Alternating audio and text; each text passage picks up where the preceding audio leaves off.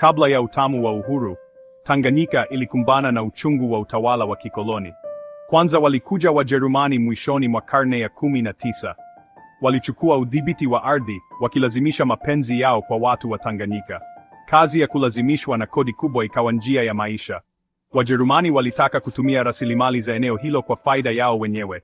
Hii iliwaacha wenyeji bila udhibiti wowote juu ya hatima yao.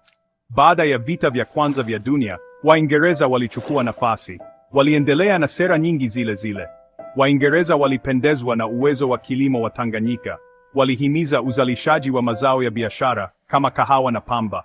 Hata hivyo, mara nyingi hii ilikuwa kwa gharama ya mazao ya chakula yanayohitajika na wakazi wa eneo hilo. Watanganyika walitendewa kama raia wa daraja la pili katika nchi yao wenyewe. Walikuwa na ufikiaji mdogo wa elimu na huduma ya afya. Fursa za maendeleo zilikuwa chache.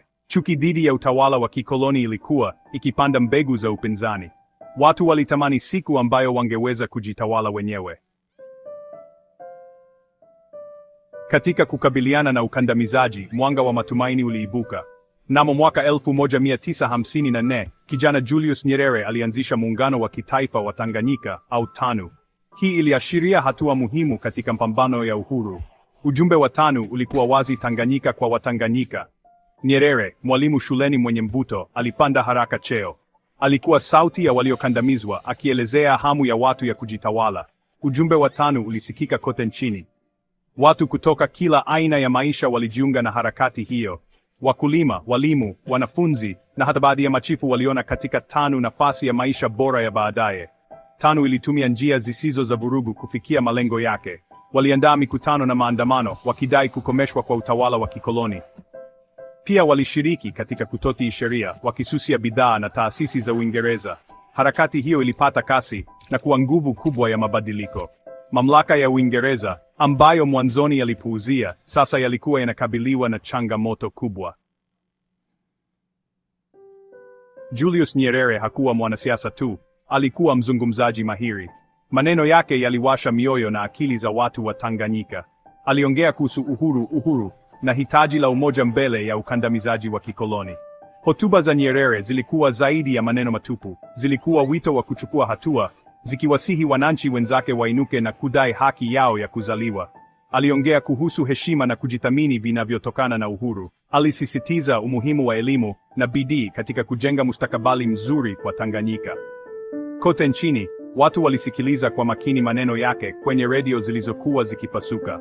Walishiriki hotuba zake, wakieneza ujumbe wake wa matumaini na ukombozi.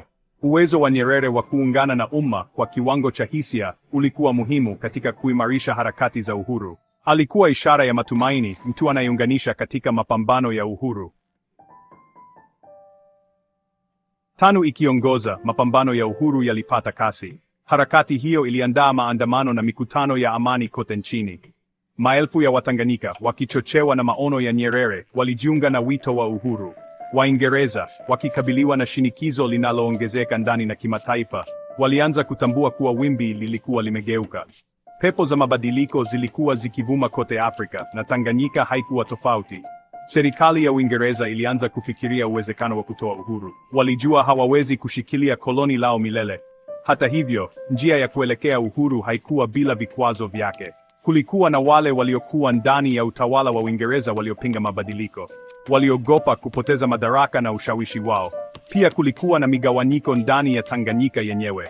Baadhi ya viongozi wa makabila, ambao walikuwa wamefaidika na muungano wao na Waingereza, walikuwa wanasita kukumbatia uhuru. Sehemu ya 5 kwenye meza ya mazungumzo, njia ya uhuru. Harakati za uhuru zilipopata kasi, serikali ya Uingereza ilikubali kufanya mazungumzo na TANU. Julius Nyerere, kama kiongozi wa TANU, alichukua jukumu muhimu katika mazungumzo haya. Alikuwa mpangaji stadi na mzungumzaji, akiwa makini kila wakati na mahitaji na matarajio ya watu wake. Mazungumzo yalikuwa magumu wakati mwingine. Waingereza walikuwa wanasita kuachia udhibiti kabisa.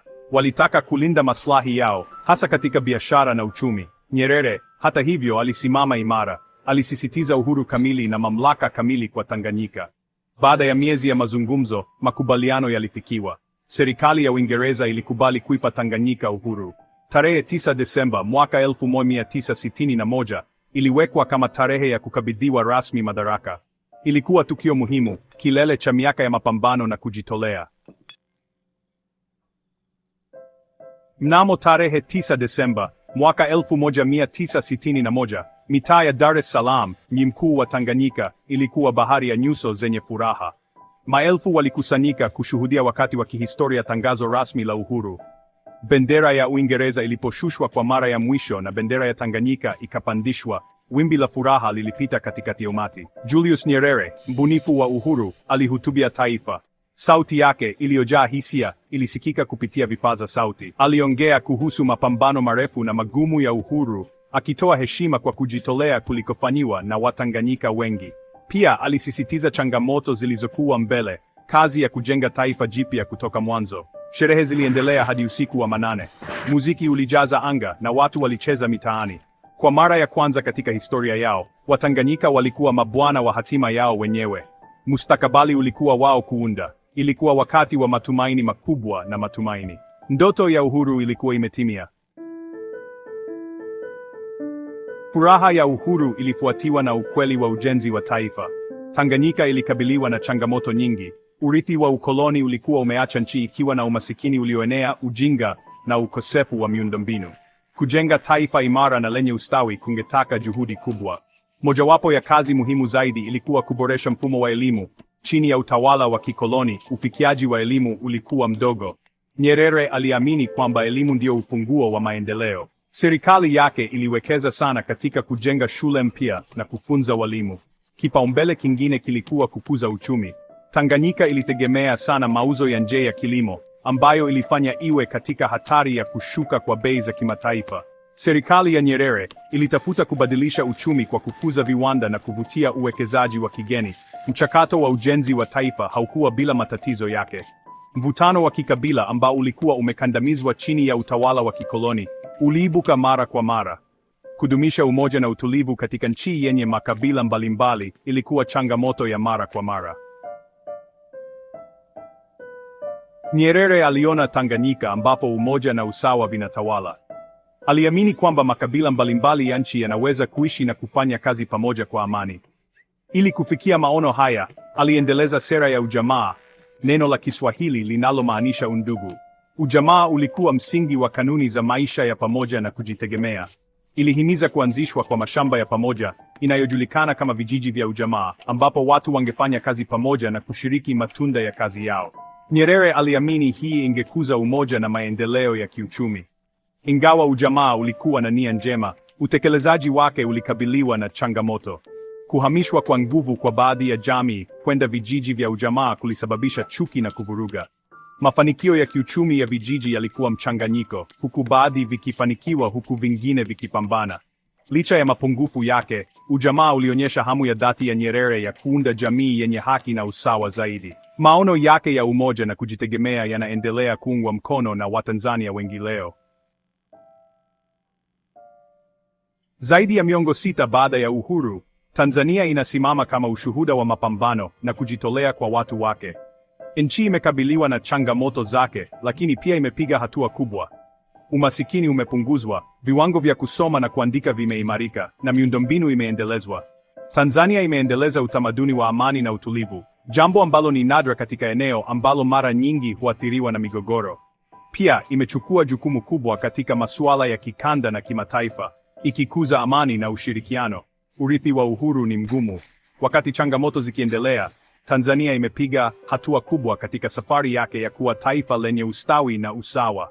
Roho ya uhuru, ndoto ya uhuru na kujitawala inaendelea kuhamasisha vizazi vya Watanzania. Taifa linaposonga mbele, linabeba masomo ya zamani, ukumbusho wa mapambano magumu ya uhuru na umuhimu wa umoja, maendeleo na haki ya kijamii. Kama umefurahia safari hii ya kihistoria, usisahau kujiunga na chaneli yetu kwa kubonyeza kitufe cha subscribe ili upate video zaidi kama hii. Asante kwa kutazama.